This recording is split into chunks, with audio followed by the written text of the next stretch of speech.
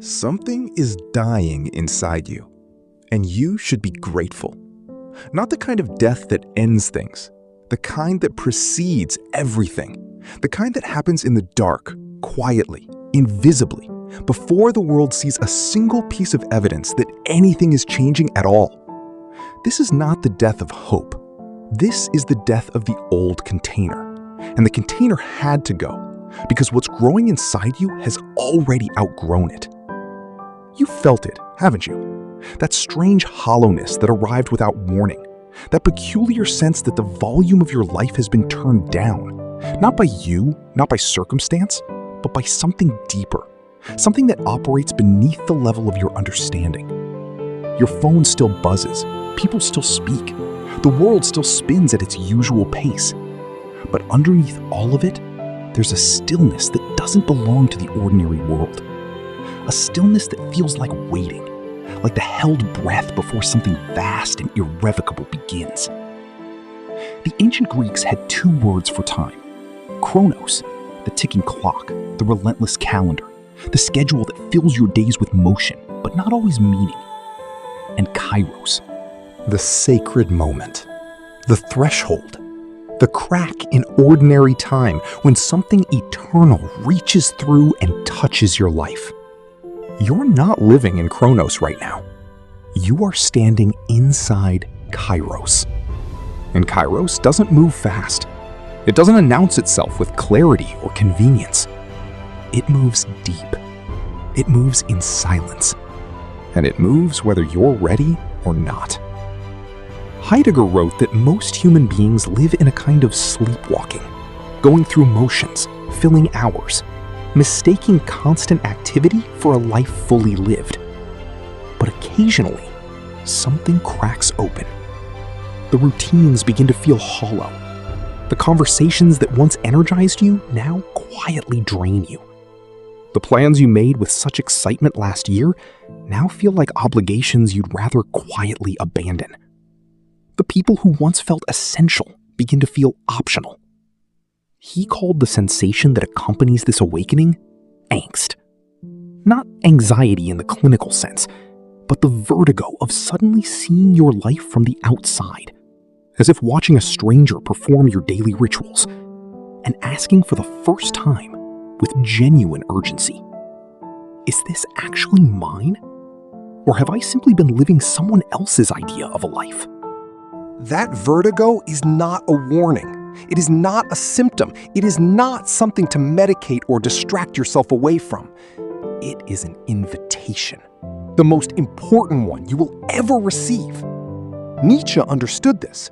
He wrote that one must have chaos within oneself to give birth to a dancing star.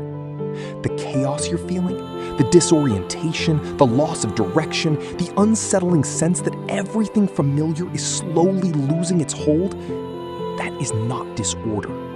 That is the necessary condition for the extraordinary. You cannot have the dancing star without first tolerating the chaos. You cannot arrive at the life that's waiting for you without first releasing the life that no longer fits. Think about the caterpillar. Inside the cocoon, it doesn't simply develop wings and emerge improved.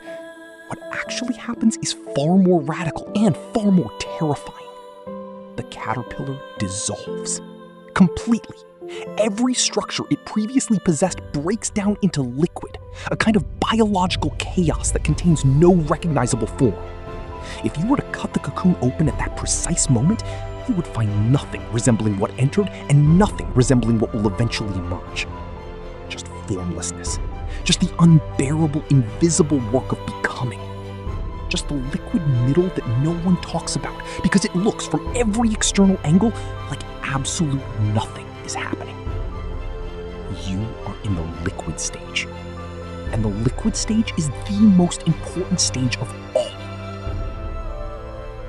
There is a reason ancient wisdom traditions always place transformation in silence and in wilderness. Moses did not encounter the divine in the marketplace of Egypt. Buddha did not reach enlightenment at a festival surrounded by noise and distraction.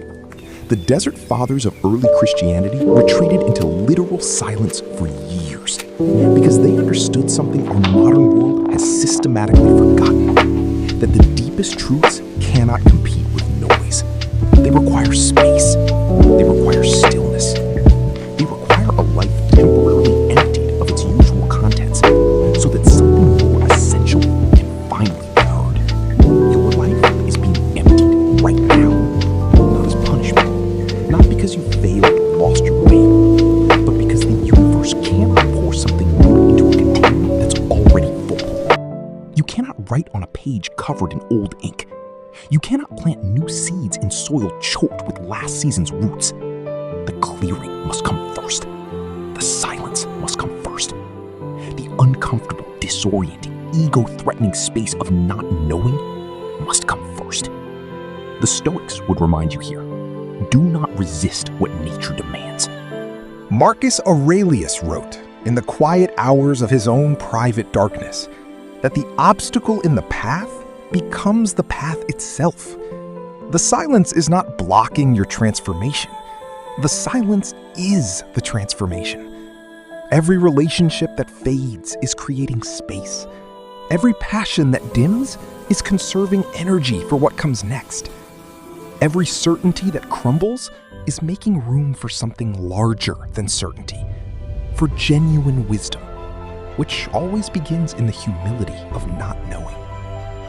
Rumi wrote that the wound is where the light enters, but he didn't describe what the moment before the light feels like. The darkness, the waiting. Emptiness means failure. The emptiness is the gift. The silence is the message. And what's coming, the version of your life that this silence is making room for, is something your current mind cannot yet fully imagine, because it was built for someone you haven't become yet.